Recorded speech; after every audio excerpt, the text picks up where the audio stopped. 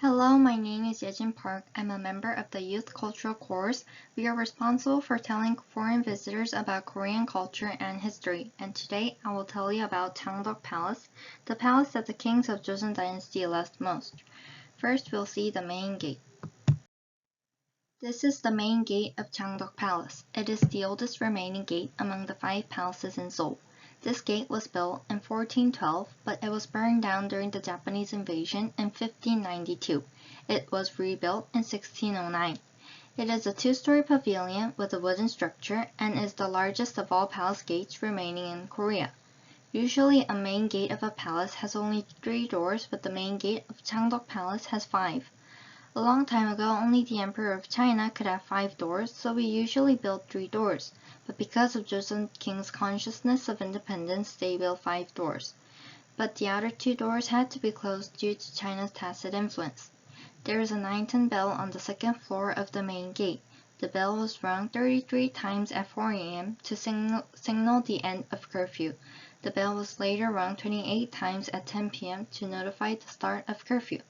Next, we will see the oldest stone bridge of Korea. This bridge is the oldest stone bridge among the forbidden bridges of the Joseon Dynasty.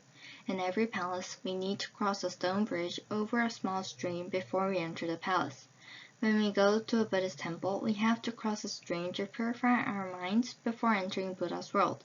Just like a Buddhist temple, the stone bridge is there to purify our minds and bodies and to prevent outsiders from trespassing. Also, in Joseon Dynasty, they thought that the king was elected by God, so they regarded the palace as a sacred place where the kings expanded politics and the bridge as a symbolic border dividing the common and holy land. The turtle which is laid between the arches on the north side is the guardian of the north.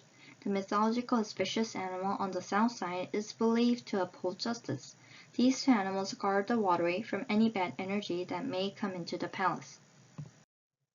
You can see that it is divided into 3 paths. The middle row was for the king, the path on the right was for the civil official, and the path on the left was for the military official. This is the throne hall. It is the main hall where formal events such as civil and military officials' reviews were held. Kings also received foreign visitors here. It may look like a 2-story building from the outside, but actually it's a 1-story building with a very high ceiling. If you look down at the floor we are standing, the stone is very rough and not pretty. Most people may think that this kind of floor is not suitable for a great palace, but behind all this roughness, if you think about it, it is very scientific. Let's say it's a very hot day and the sun is shining very brightly. The light will bounce off the stone and shine straight into our eyes, but because of the rough floor, it doesn't blind our eyes, and it also helps when it rains. Most polished stones will become slippery because of the rain, but this floor makes it less slippery. When there was a ceremony or a meeting, all the servants, civil officials, and the military officials had to stand in their own fixed place, and this rainstone marked the place of the official. The place where you stand was different depending on your position or rank. The closer you get to the king, the higher the rank. Because Changdeok Palace is built out of wood, a fire could easily burn the whole palace down, so they always put water in this water pot.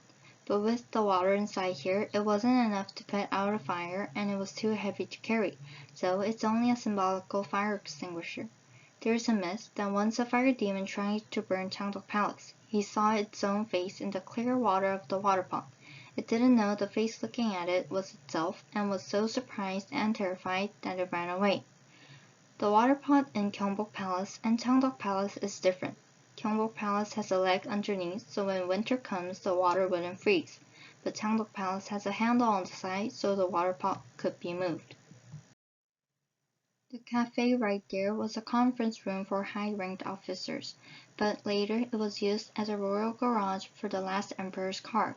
It was a very important place in Joseon Dynasty, but right now it is used as a cafe, so most historians are sadly regretting the loss of that building. Let's move on to the next building. This is the final residence of the last royal families of Joseon Dynasty.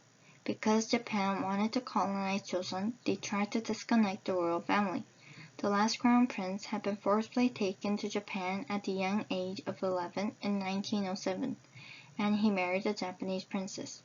He returned to Korea in 1963 at the age of 56 with his wife. He had a very sick body, and he passed away 7 years later in 1970. The last princess was also forcibly taken to Japan in 1925 when she was only 13. She returned to Korea from Japan in 1962, but by that time she could hardly talk, suffering from aphasia. She died in 1989, and 9 days after her death, the wife of the last crown prince, her half-sister-in-law, also ended her life in here. This concludes our tour of Changdeok Palace. Although it was impossible to tell the entire history of Changdeok Palace in just a few minutes, I hope you enjoyed this video and maybe visit this place next time. I wish you would share some of the things you've learned or felt today to your friends and family. Have a great day. Thank you.